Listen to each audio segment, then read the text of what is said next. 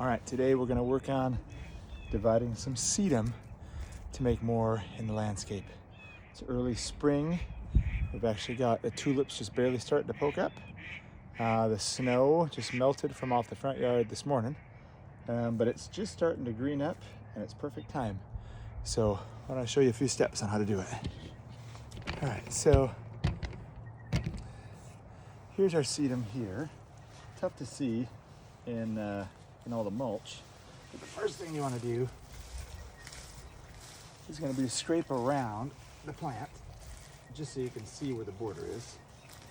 And you can see how big of a plant it is that you're working with. Sedum will just keep growing out and out and out. Eventually it gets so big that the plant just starts flopping over. Gets a little heavy. So it's nice to revitalize it. It's really good to do that with things like sedum. Grasses, a lot of decorative grasses do really well with that as well. So with sedum, first you're going to dig around the outside of it. Then we're going to take a shovel and just go right around the outside circle. Go real close to it. You'll see how the whole bunch kind of comes up together because of all the roots. Honestly, when you take it out, it looks a bit like a brain. Now, anytime that I transplant a perennial, I like to leave as much of the natural dirt in the hole as I can, just because the dirt, and I don't want to have to replace it. So what we're going to do, once we get this cluster, is kind of shake it off. You'll kind of see a bit of the roots on the bottom, and the more you shake it, the more roots will be exposed, and the easier it is to see what you have to work with.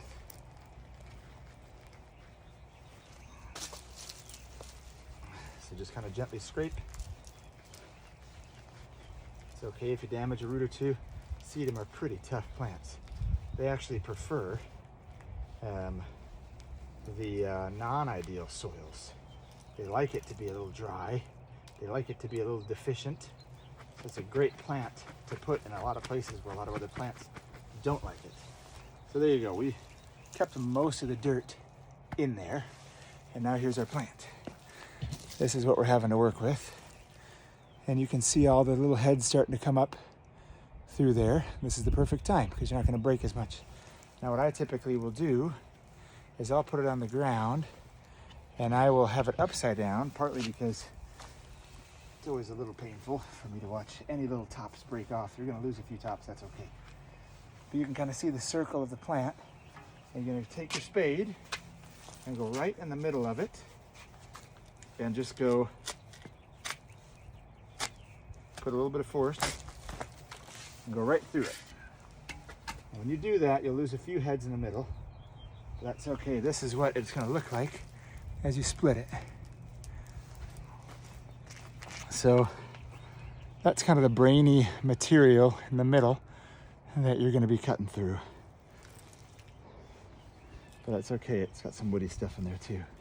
So this is now half of our sedum. We'll shake some more of that dirt in the hole. That is now half of the sedum. And this we can actually divide a few more times. You really only need about this much to be a nice little grouping. So this we could probably separate into at least 3. Some might just do it in 2 just to make it simple, break it one more time down the middle. But we'll probably break it into a few. This one, same thing. You can get a few out of it. And that's what it's looking like now. So let's break these into a few more pieces. I'm gonna reset this camera here. It's a little easier for you to see. There we go. Oh boy. Without breaking the camera. Okay. There you go. So this will break. One more time here. Move this one out of the way. There we go. And that's a perfect little fragment. That's a good one for a little 1 gallon pot. There's the bottom. It's going to be underneath the dirt. and the top. So there's one. This one we could probably break into one more double.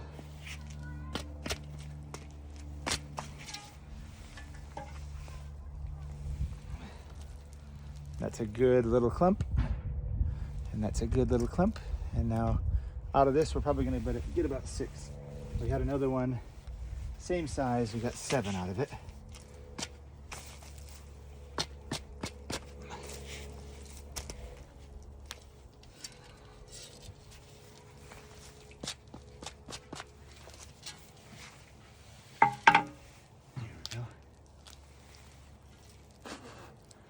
There's another, and one more.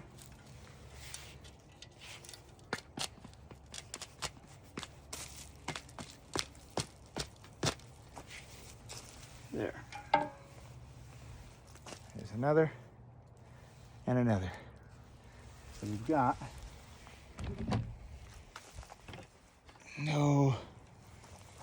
1, 2, 3, 4, 5, 6. Now what we're going to do with it next is it's really good to, here we'll just throw them all right in our trailer. 1, 2, 3, 4, 5, 6. Grab our little trailer. And bring it on over.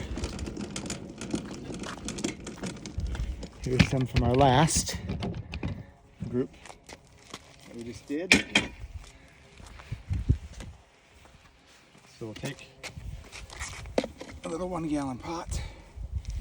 All right.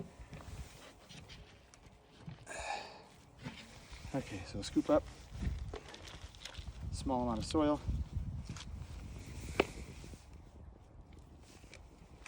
Take our plant. It's got all the roots in the bottom, a little bit of growth on the top. This is about halfway full. Stick it down in. Take some more dirt. Press it around the outside edges.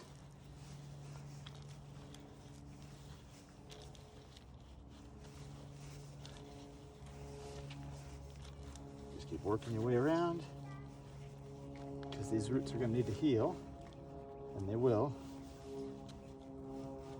But you want to get all the air out, no air pockets. If you have air pockets, that's where mold or rotting or drying can occur. Just trying to show you about what that looks like. So there you go. And that'll flush out really nice. We can plant that in the soil. If you've got something like liatris, we actually have some liatris here that I'll show you how we're going to take that out. That's a little different. Blazing Star is a pretty common one. A lot of people have, but it is a monarch favorite. So here we go. Let's see if you can see this. So our liatris, it's tough to know unless if you know where it was growing last year, is actually right here. So we're going to move the mulch away, and it'll leave little corms down in the ground that you can see the next year. I'm trying not to break off any type of growth. It could be on the top of the corm. We're just going to stick a spade down underneath it and pop the whole thing up, and these corms might very well separate into different pieces, and that's totally fine. We'll grab this one as a good example. There's a whole bunch of little corms, and you can see where the top growth is, and that's obviously where you want to be pointing upward. And you could just take all these little balls out and plant them wherever you want the next year, or spread them out. So the tricky thing is knowing what's mulch and what's a new corm. Look at that big one. That's a nice size one. Right where the last top is, and it's got a whole bunch of growth around the outside edges, and it shoots out little baby ones to go along with it. So we'll see how many we get here. these actually were grown from seed that I just came across. The plant was growing, it was in a parking lot, and the seeds were just gonna, a lot of them just die in the parking lot. So I grabbed some seeds and put it in a little baggie, planted them, and the next year got some really nice flowers, and now we have a ton of plants for the future. Look at how big that one is. That thing's huge. So this is one little grab of seeds that's provided all this for us. Now ideally, I get all the corms out. I will not be surprised if I miss a few, because they very happily grew here, and now it's kind of hard to see them out of dirt and brush. Anyway, now you don't have to pop these ones up. You'll just go to bring them where you want to put them permanently in the garden. Even if you get some frost, that's totally fine. They're very hardy. Go stick them in where you want them, or spread them out, and you've got tons of monarch magnets throughout your garden. So I'll keep working on this, and I'll have to let you guys know how those sedum are looking in the future when we come back and take a look. So thanks for tuning in, and happy gardening.